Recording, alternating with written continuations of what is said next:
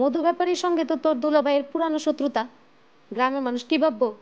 মধু ব্যাপারী মারছে, আমার জিদও মিটল, পলিটিক্সটাও হইল। আর তুই কো, তুই কি চেয়ারম্যানের বউ হইতে চাস? তুমি এটা কি করবো? হাজার চেষ্টা কইরেও তোর দুলাভাই এবার চেয়ারম্যান হইতে পারবো না। চেয়ারম্যান হইব এবার রতন পোলাটা, এইটা আমি একদম নিশ্চিত। কারণ সরকার বাড়ি যার লগে আছে সেই হইব চেয়ারম্যান। তোমার কথা শুনে আমার মাথা ঘুরতেছে বুবু। আর তুই বল, তুই কি চেয়ারম্যানের বউ হইতে চাস?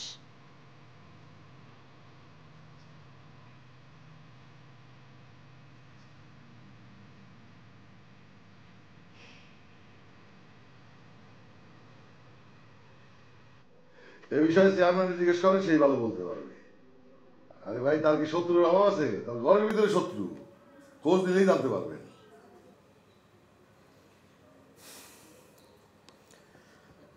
ব্যাপার সাহেব, আপনার কাছে আরো দু একটা বিষয় আমার জানার ছিল। দুই একটা কেন, 200 কথা জিজ্ঞেস করেন। শোনেন, আজকে আপনাদের দুটো কবিতা শোনাবো। কার কবিতা? আপনার? জি জনাব, কবি হওয়ার শখ ছিল এক সময়। ওই শামসুর রহমানের কবিতার সাথে পরিচয় আছে আপনার? জি না, তেমনভাবে পরিচয় নেই। ওই স্কুলে পাঠ্য বইয়ে যা পড়ার পড়েছি। তিনি আমার অতি প্রিয় একজন কবি, যদিও তাকে বলা হয় নাগরিক কবি। পুরান ঢাকার গালিগালাজ দিয়ে তার একটা কবিতা আছে। কবিতার শিরোনাম হচ্ছে এই মাতোয়ালা রায়, এক মাতালের বাকওয়াজ। আমার কবিতাটাও সেই রকমই, অনেকটা পাগলের পোলাপ। ব্যাপারী সাহেব, আপনার কবিতা অন্য আরেকদিন শুনবো। আজকে আরও দু একটা কথাবার্তা বলে আমি চলে যেতে চাই, কারণ থানায় অনেক কাজ রেখে এসেছি। বলেন। চেয়ারম্যান সাহেবের ধারণা আপনার ভাড়াটে লোকজন তার উপর আক্রমণ করেছে। এখন আমি যদি মনে করি ওই চেয়ারম্যানের পাইলসের অসুখ আছে, তার হাঁটা দেখে আমার মনে হয়, এই কথা বললে হবে? ধারণাতে কিন্তু সিদ্ধান্তে আসা যায় না। ধারণা তো কত কিছু করা যায়। তা আগে সে কি বলছে, আমার বিরুদ্ধে মামলা করবে? জি না, এরকম কিছু সে বলেনি। তাহলে আর কি, আপনারা আপনাদের মতো ওই লোকগুলারে খুঁজে বার করার চেষ্টা করেন। তবে ওই যে একটা কথা বললাম, মনসুর সাহেবের শত্রু যে তার ঘরেও আছে, এইটা কিন্তু আমি মস্কারা করে বলি নাই। আমি একদম বিশ্বাস থেকে বলছি। বিশ্বাসে মিলায় বস্তু, ডিবেটেড ডিস্টেন্স। জি,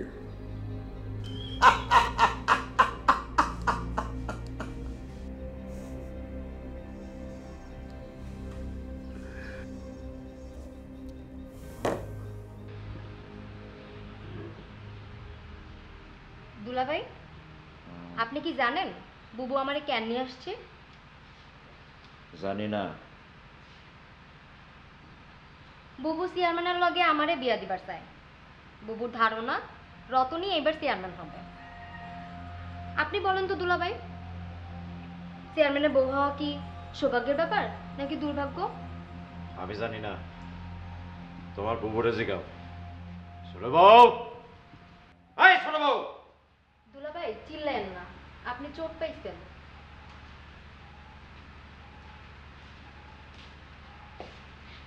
মায়ের খাওয়ানোর পরও তো গলার আওয়াজ কমে না দেখি।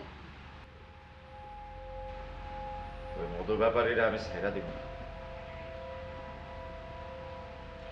কাজটা আসলে কে করছে সেটা কি আপনি জানেন? আমার তো মাঝে মধ্যেই তোমারে সন্দেহ হয়। সুরমারে তুমি কি কইছো? ওই রতন এবার চেয়ারম্যান হইব, তাই না? আই সুরমা, তুই এখন এখান থেকে যান।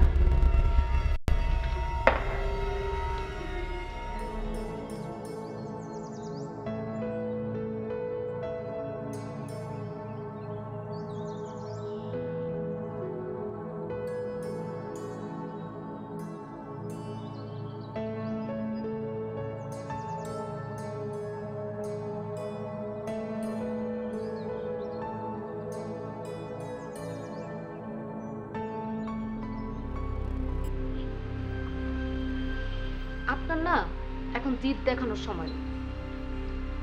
চুপচাপ করে থাকবেন, হাসি মুখে থাকবেন, সবার সব কথা শুনবেন, এইটাই এখন আপনার করা উচিত।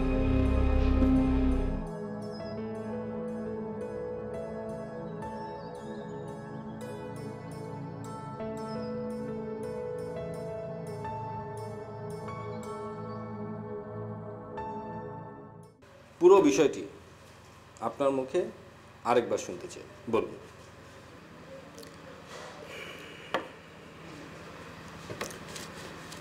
আমি আর জগলুল ওই তালেব ময়রার দোকানে গুড়ের জিলাপি খাইতে গেছিলাম।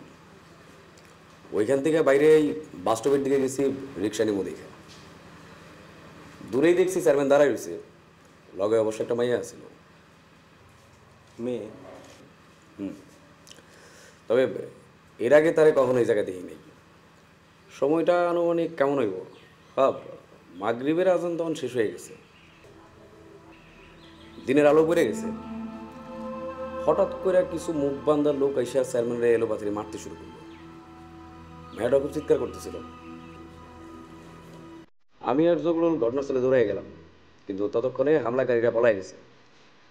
তারপর আর কি দেখলাম চেয়ারম্যান বেহুশ হয়ে পড়ে গেছে, মাথা ভাইটা গর্ব করে রক্ত পড়তেছে। তারপর জগলুল গেলাম ভ্যান আনতে, হয়তো তারপর হাসপাতাল থেকে নিয়ে গেছি।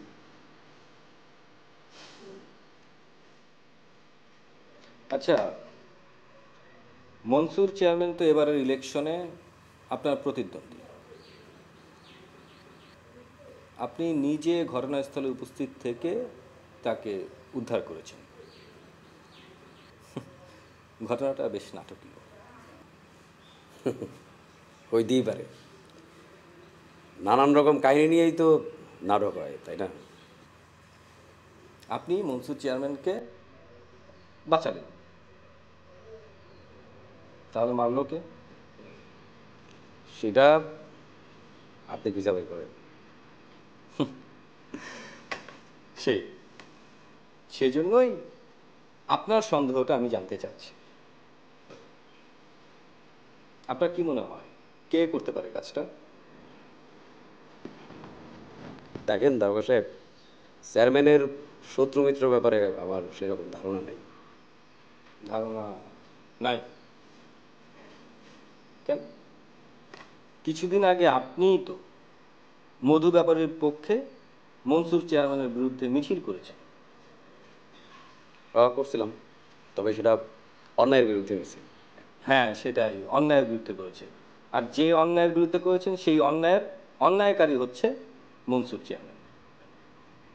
এখন কেউ যদি সন্দেহ করে যে মধু ব্যাপারীর সঙ্গে মিলে আপনি এই কাজটি করিয়েছেন,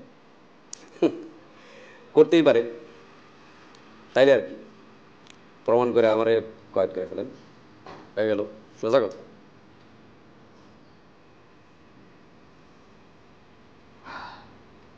রতন, আমি আপনার সাহায্য চাচ্ছি। দেখো সাহেব, আমিও আপনার সাহায্য চাই। দেখেন, এমনিই নির্বাচন নিয়ে আমার মাথায় হাজারটা চিন্তা। এখন যদি আমি পুলিশে সহযোগিতা করতে যাই তাহলে আমার কাজে অনেক বিঘ্ন ঘটবে। আর তাছাড়া আমি নতুন ক্যান্ডিডেট, এই প্রথম নির্বাচন করতেছি, এই জন্য আমার নানা রকম জনসংযোগ করতে হইতেছে। দয়া করে আমারে তালেব ময়রার গুড়ের জিলাপির প্রশংসা আমিও শুনেছি, একদিন খেতে যাবে। আচ্ছা, ওই জগলুল, ওই লোকটা তো আপনার সঙ্গে ওই দিন ছিল, তাই না? হ্যাঁ, ওই আমারে ওই তালেব ময়রার জিলাপির দোকানে নিয়ে গেছে। ওই যে আমাকে সরকার বাড়িতে ময়না কাজ করে না? ময়না? হ্যাঁ, ময়না, ওই জগলুল ময়নারই স্বামী।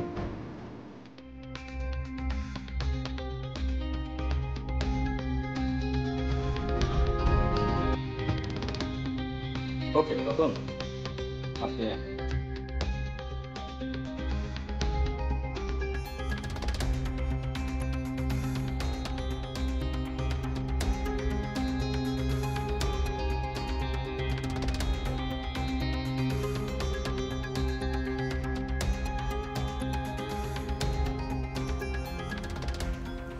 ঘটনা কে ঘটাইছে?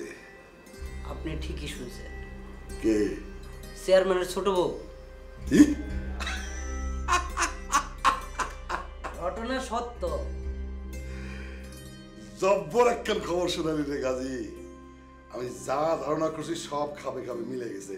এই নে বকশিস নে। ব্যাপারী সাহেব, আপনি একটু সাবধানে থাকেন। চেয়ারম্যান সাহেবের ধারণা ঘটনাটা আপনি ঘটাইছে, এই কারণেই আমার সে গুন্ডা ভাড়া করতে পাঠাইছে।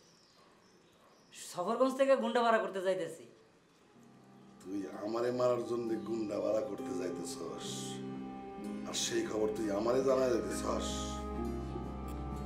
ব্যাপারী সাহেব, আপনি চাইলে মারি খাওয়ার অভিনয় করতে পারেন। হ্যাঁ?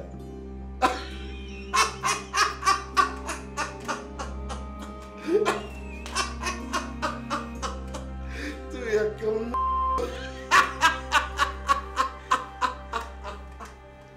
একদম ম্যাজিকের মতন ঘটনাটা ঘটে গেল দুলা ভাই।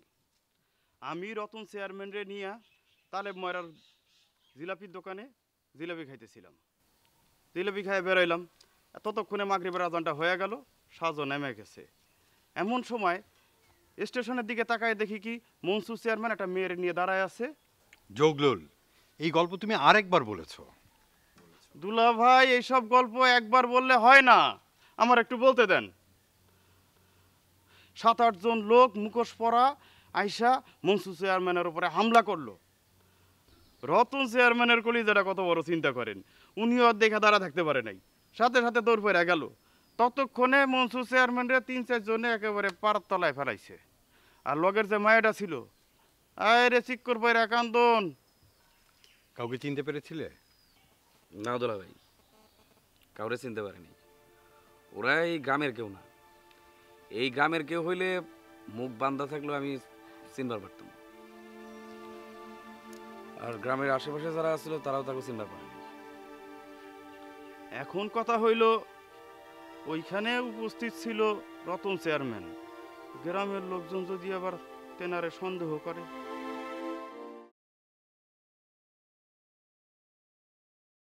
ইব্রাহিম দারোগা কালকে এসে রাতে আব্বার সাথে দেখা করে গেছে। স্পটে রতন ছিল ঠিকই, কিন্তু স্পটে থাকা মানেই যে সে জড়িত এটা ঠিক না, এটা দারোগা বোঝে। তাইলে বাকি থাকলো মধু ব্যাপারী, তারা ধরলেই তো সব করে যাচ্ছে। মধু ব্যাপারী? না না, কাউকে সহজে ক্লেম করা যায় না। ক্লেম করতে হলে যথেষ্ট সাক্ষ্য প্রমাণ লাগে।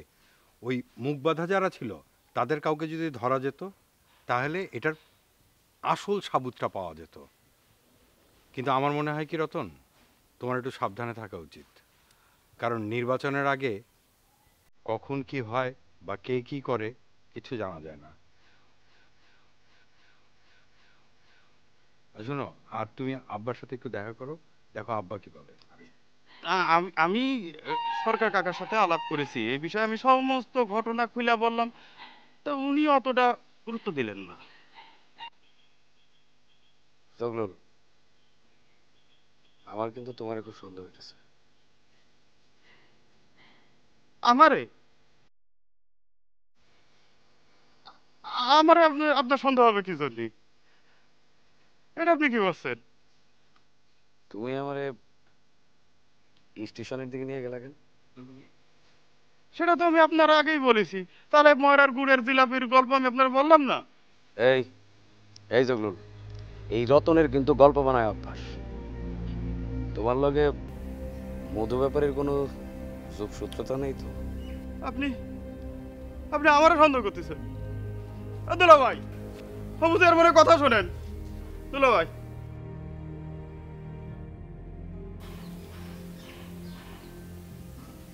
আপনি আপনি আমারও সন্দেহ করতেছেন?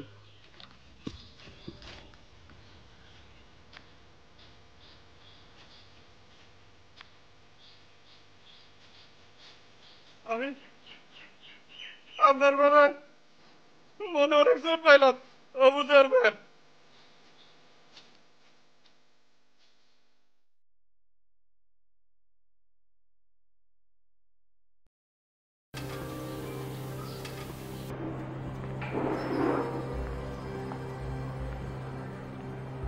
কাকা, ওই রতন আসছিল, রতন কখন এসছে? মেলাক্ষণ ওই দুলাভাইয়ের সাথে শলা করতেছে। ঠিক আছে, ওকে উপরে নিয়ে আসো।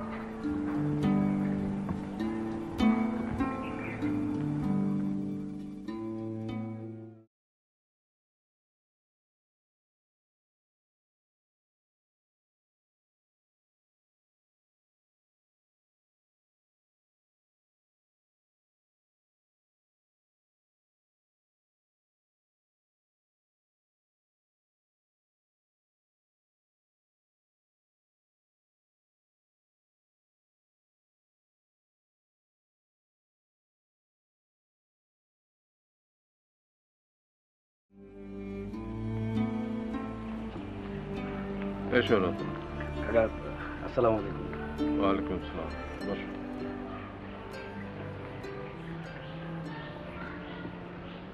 কাকা কালকের ঘটনা তো আপনি শুনছেন? হ্যাঁ শুনেছি, ইব্রাহিম এসেছিল আমার কাছে। তোমার কি ধারণা চেয়ারম্যানকে কারা মেরেছে? আমি তো কাকা এগুলোর কিছুই জানি না। মনসুর কি তোমাকে সন্দেহ করেছে? সন্দেহ করতেছে কিনা জানি না, তবে গ্রামের মানুষের কাছে আমার নিয়ে নানান কথা চলাইতেছে। গ্রামে যদি কোনো অজানা লোক দেখো থানায় খবর দেবে, আর একা একা চলাফেরা করবে না, সবসময় সঙ্গে লোকজন রাখবে। আমি কাউরে ডরাই না কাকা, এই গ্রামে আমারে কেউ কোনো কিছু করার সাহস পাইব না। অত বেশি সাহস তোমার দেখানোর দরকার নেই। মধু এবং মনসুর এরা দুজনই হচ্ছে ভীষণ বেপরোয়া, সুতরাং যতদিন নির্বাচন চলবে একটু সাবধানে থাকবে। ঠিক আছে কাকা, আমি সাবধানে থাকবো। ঠিক আছে, এসো। আসসালামু আলাইকুম।